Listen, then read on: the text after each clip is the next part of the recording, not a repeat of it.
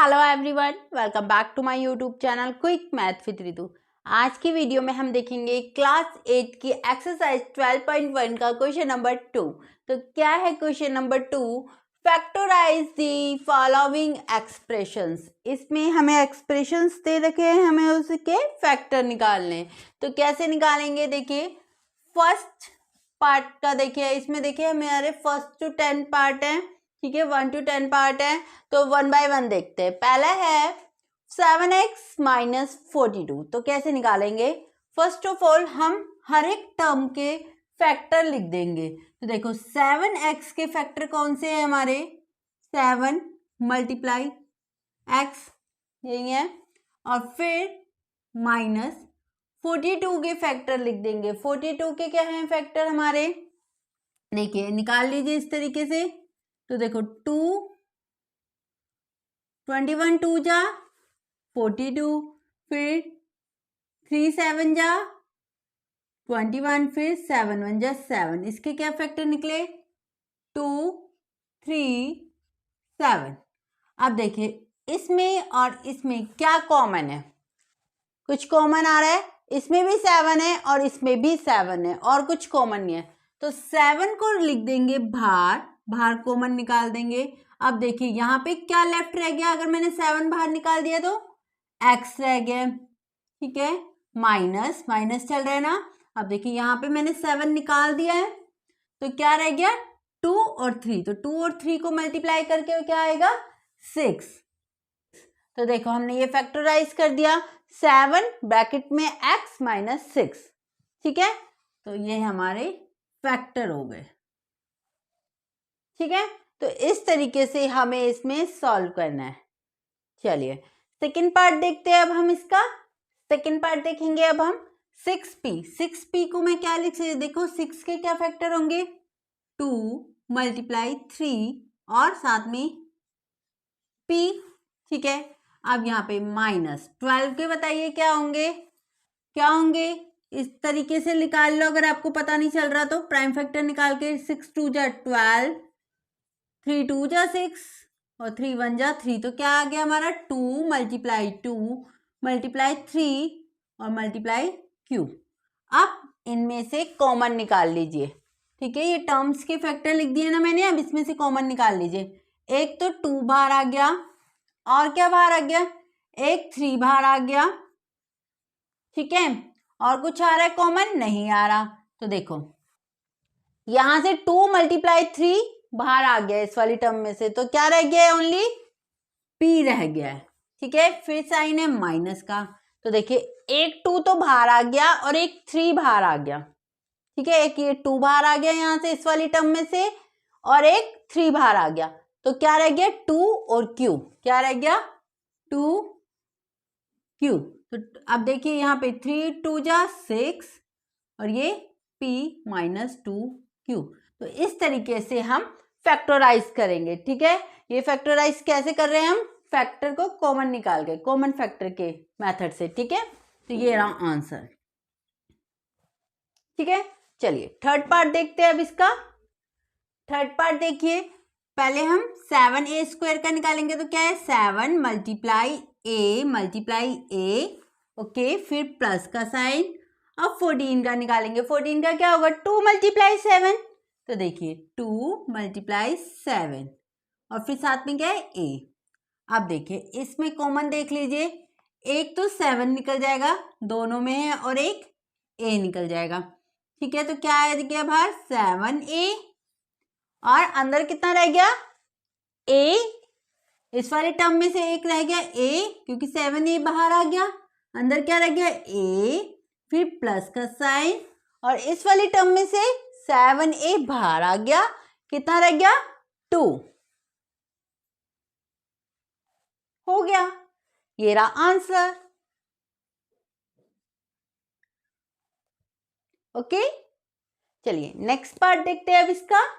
Fourth part देखिए, पहले -16z के निकालते हैं। तो देखिए माइनस है साथ में, तो देखिए पहले -1 है इसका एक फैक्टर, और मल्टीप्लाई 16 का देख लीजिए। इस तरीके से निकाल के देख लेते हैं।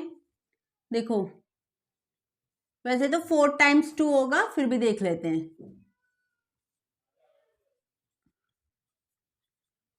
4 टाइम्स 2 आ गया, यानी कि 2 मल्टीप्लाई 2 मल्टीप्लाई 2 मल्टीप्लाई 2, और साथ में क्या है, जेड। ठीक है, अब फिर प्लस प्लस। अब 20 का देख लेते हैं। 20 का देखो, 10 टू जा 20, 5 टू जा 10, और फिर 5 1 जा 5, क्या आया, 2 मल्टीप्लाई 2 मल्टीप्लाई 5।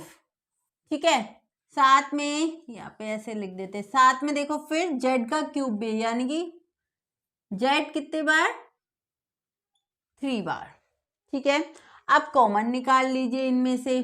तो देखो क्या क्या कॉमन निकलेगा, देखो एक 2 ये रहा, और इस वाली टर्म में कहाँ है, एक 2 ये रहा, तो एक तो 2 कॉमन निकल गया। फिर से इस वाली टर्म में एक 2 है, और इस वाली में भी है, तो एक और 2 निकल गया। अब देखो इसमें अब 2 नहीं है इस वाली टर्म में, ठीक है, इसमें है 5, बट 5 इसमें नहीं है, तो ठीक है 5 भी नहीं लिखेंगे और 2 भी नहीं लिखना है हमें। अब लिखना है हमें जेड। ठीक है, एक जेड है इसमें, लेकिन इसमें 3 है, लेकिन हमारा तो कॉमन एक ही आएगा ना, तो एक जेड लिख लिया हमने। ठीक है, अब यहाँ पे कॉमन क्या रह गया, एक तो रह गया ये माइनस, ठीक है, और ये 2 तो हमारे बाहर आ गए, तो ये कितना रह गया, 2 मल्टीप्लाई 2 रह गया, यानी कि 4 रह गया। अब देखो ये जेड बाहर आ गया है, तो यहाँ कोई जेड नहीं रहा, यहाँ सिर्फ माइनस का 4 रहा है इस वाली टर्म में। अब प्लस का साइन, ठीक है, देखो ये 2 मल्टीप्लाई 2, ये तो बाहर आ गया, ठीक है, 5 बाहर नहीं आया तो यहीं पे रह गया। ठीक है, अब देखो 3 जेड है, 3 जेड में से हमारा एक जेड बाहर आ गया, तो यहाँ कितने रह गए, 2 जेड। 2 जेड का मतलब कितना होगा, जेड का स्क्वायर, क्या हो गया, जेड का स्क्वायर, है ना, जेड मल्टीप्लाई जेड करके क्या हो गया, जेड का स्क्वायर। अब इसे भी मल्टीप्लाई कर दो, 2 को 2 से करा 4 जेड, और अब अंदर ब्रैकेट में क्या है, -4 प्लस 5 जेड का स्क्वायर। ये कर दिया हमने इस वाले एक्सप्रेशन को फैक्टराइज। ठीक है, तो ये है 4th पार्ट। चलिए नेक्स्ट पार्ट देखेंगे अब इसका 5th पार्ट। चलिए 5th पार्ट देखते हैं, क्या एक्सप्रेशन है, 20l² प्लस 30al। तो पहले देखिए 20 के निकालते हैं हम। 20 का देखो, 10 2 जा 20, 5 2 जा 10, 5 1 जा 5, तो क्या आ गया, 2 मल्टीप्लाई 2 मल्टीप्लाई 5, 20 के आ गए फैक्टर l² साथ में, तो यानी कि l multiply l, 2 times l, और फिर है हमारा m। ठीक है, फिर साइन किसका है, प्लस का। ठीक है, अब देखिए 30 के निकाल दीजिए, 15 2 जा 30, 3 5 जा 15, 5 1 जा 5, तो क्या आ गया, 2 मल्टीप्लाई 3 मल्टीप्लाई 5, साथ में क्या है, ALM, यानी कि ALM। ओके, अब कॉमन निकालिए। देखिए कॉमन देखो, एक 2 यहाँ भी है और यहाँ भी है, ठीक है, तो एक तो 2 कॉमन निकल गया, और यहाँ पे एक 2 और है लेकिन यहाँ पे नहीं है, तो इसे छोड़ देंगे। अब देखो एक 5 यहाँ भी है और एक 5 यहाँ भी है, तो वो भी कॉमन निकल गया। अब देखिए यहाँ पे 3 है बट यहाँ पे नहीं है, ठीक है, तो उसे भी छोड़ देंगे। अब देखो एक l यहाँ पे भी है इस वाली टर्म में, यहाँ भी है, तो वो भी कॉमन निकाल लेते हैं। अब देखिए और क्या है, यहाँ पे एक और l है, बट यहाँ पे एक ही l था जो हमने कॉमन निकाल चुके हैं, तो इस l को छोड़ देंगे। अब देखिए एक m यहाँ भी है और एक m यहाँ भी है, वो भी कॉमन निकाल देते हैं।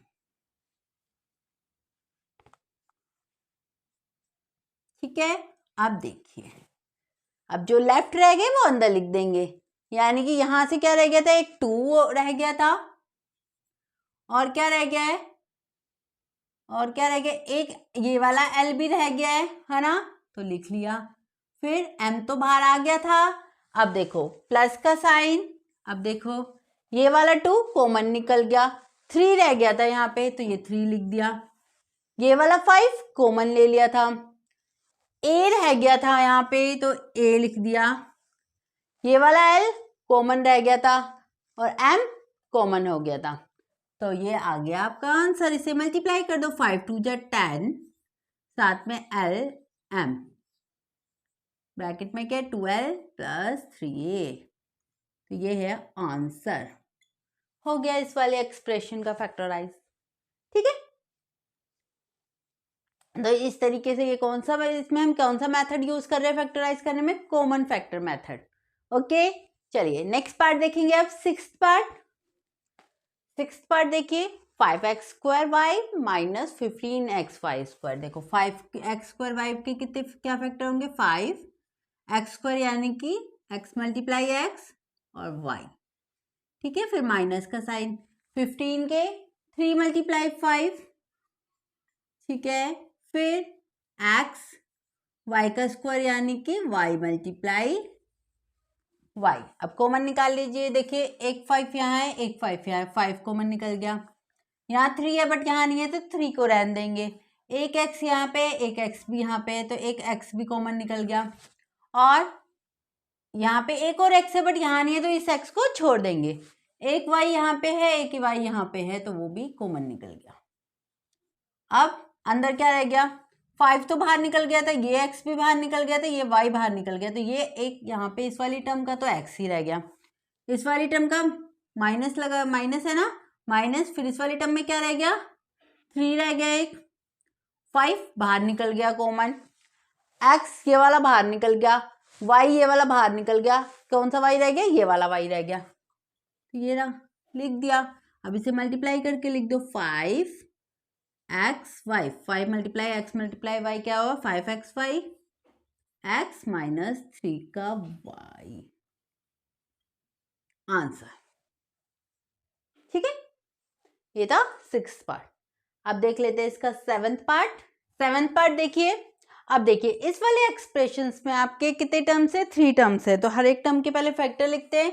फैक्टर लिख लेंगे तो 10 के क्या होंगे, 2 मल्टीप्लाई 5 ए स्क्वायर के a मल्टीप्लाई a, फिर माइनस का साइन, और 15 के 3 मल्टीप्लाई 5, 3 मल्टीप्लाई 5, फिर b का स्क्वायर यानी कि b मल्टीप्लाई b, फिर प्लस का साइन। अब 20 के क्या होंगे, देखिए निकाल के देख लेते हैं इसमें, 10 2 जा 20, 5 2 जा 10, 5 1 जा 5। ठीक है, तो आप देखिए क्या है इसके, 2 मल्टीप्लाई 5 और साथ में c का स्क्वायर यानी कि c मल्टीप्लाई c। अब देखिए कॉमन देख लीजिए, कॉमन देखो यहाँ 2 है बट यहाँ नहीं है, यहाँ तो है लेकिन इसमें नहीं है ना, तो 2 जाएगा नहीं कॉमन। यहाँ भी 5 है, यहाँ भी 5 है और यहाँ भी 5 है, यानी कि ये 5 तो आ गया कॉमन। और कुछ कॉमन आ रहा है, देखो यहाँ a है, यहाँ a नहीं है, यहाँ a है, यहाँ b है, यहाँ c है, यानी कि यहाँ पे अलग अलग है, यानी कि 5 के अलावा और कुछ कॉमन नहीं है। अब देखो यानी कि सिर्फ 5 ही कॉमन आएगा, अंदर क्या रह जाएगा, देखो ये यहाँ से ये 5 कॉमन चला गया, अंदर क्या रह गया, ये 2 और ये a मल्टीप्लाई a, तो इन्हें मल्टीप्लाई कर दो, 2 को 2 a को a से करा तो क्या आ गया हमारा a स्क्वायर, तो आ गया ये वाली टर्म 2a स्क्वायर हो गया। अब देखो माइनस का साइन, अब यहाँ देखो 5 हमारा कॉमन है, कितना नंबर रह गया इस वाली टर्म में, ओनली 3, और b को b से करा तो b स्क्वायर, फिर प्लस का साइन। अब देखिए यहाँ पे 5 कॉमन चला गया, यहाँ क्या रह गया, 2 मल्टीप्लाई 2 किया तो क्या हुआ 4, और c मल्टीप्लाई c यानी कि c का स्क्वायर, आ गया आंसर। इसमें क्या था, सिर्फ एक कॉमन 5 ही था, तो ये होगा हमारा इस वाले एक्सप्रेशन का फैक्टराइज।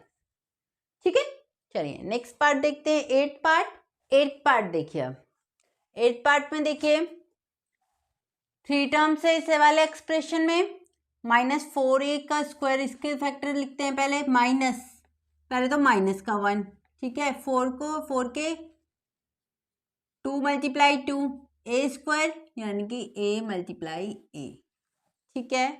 अब प्लस का साइन, फिर 4 का 2 मल्टीप्लाई 2, फिर a मल्टीप्लाई b, ठीक है। अब माइनस का साइन, ठीक है, माइनस का, और 4 यानी कि 2 मल्टीप्लाई 2 और मल्टीप्लाई c मल्टीप्लाई a, ठीक है। अब कॉमन निकालिए, देखो यहाँ पे एक 2 कॉमन है, यहाँ 2, तीनों में 2 2 आ रहा है तो ये आ गया एक कॉमन। अब एक और 2 2 तीनों में आ रहा है ना, तो एक और 2 को बाहर आ गया। तीनों में a आ रहा है, यहाँ भी आ रहा है a, तो एक a भी बाहर आ गया। अब बताओ, यहाँ पे एक a रह गया, यहाँ एक b रह गया, यहाँ एक c रह गया, तो देखो, अब देखो अंदर क्या रह गया, इस वाली टर्म में एक तो माइनस रह गया है, और ये 2 कॉमन हो गए, ये 2 कॉमन हो गए, ये a कॉमन हो गया, तो यहाँ पे क्या रह गया, माइनस का a रह गया इस वाली टर्म में। अब यहाँ पे प्लस का साइन, ये भी कॉमन चला गया, ये भी कॉमन चला गया, ये भी कॉमन, क्या रह गया, b रह गया। अब माइनस, ये 2 भी कॉमन चला गया, ये 2 भी कॉमन चला गया, और ये a भी कॉमन चला गया, तो क्या रह गया, c रह गया, ठीक है। अब मल्टीप्लाई कर दो, 2 को 2 से करा 4a, तो ये हो गया हमारा इस वाले एक्सप्रेशन का फैक्टराइज, ठीक है। चलिए नेक्स्ट पार्ट देखते हैं, 9th पार्ट देखेंगे। 3 टर्म्स है, देखो फर्स्ट टर्म में क्या, एक्स स्क्वायर यानी कि x मल्टीप्लाई एक्स, फिर y, फिर z, ठीक है। अब प्लस, यहाँ क्या है, x y स्क्वायर यानी कि y मल्टीप्लाई y, z यानी कि एक z, फिर प्लस का साइन, ठीक है, फिर x multiply y, z square यानी कि z मल्टीप्लाई z। अब कॉमन निकाल लीजिए फैक्टर, देखो एक x तो तीनों में है, तो एक x कॉमन निकल गया। अब इसमें एक और x है, बट इन दोनों में नहीं है, अब फिर यानी कि उसे छोड़ देंगे। अब देखो एक y भी तीनों में है, तो एक y भी कॉमन निकल गया, ठीक है। और अब सिर्फ y इसी में रह गया, और में नहीं है, तो उस y को छोड़ देंगे। अब देखो एक z भी तीनों में है, ठीक है, तो एक z भी कॉमन निकल गया, यानी कॉमन निकला है x y z, ठीक है। अब ब्रैकेट के अंदर क्या रह गया, एक x कॉमन निकल गया, तो क्या रह गया, यहाँ से x ही रह गया सिर्फ, ठीक है, क्योंकि ये y और z भी कॉमन निकल गया। अब देखो यहाँ पे x बाहर निकल गया, y बाहर निकल गया, और ये z बाहर निकल गया, तो क्या रह गया, y रह गया, ठीक है। फिर सॉरी, यहाँ पे साइन लगाएंगे ना, टर्म, इस वाली टर्म में से सिर्फ x निकला, फिर प्लस, ठीक है। अब यहाँ पे इस वाली टर्म में से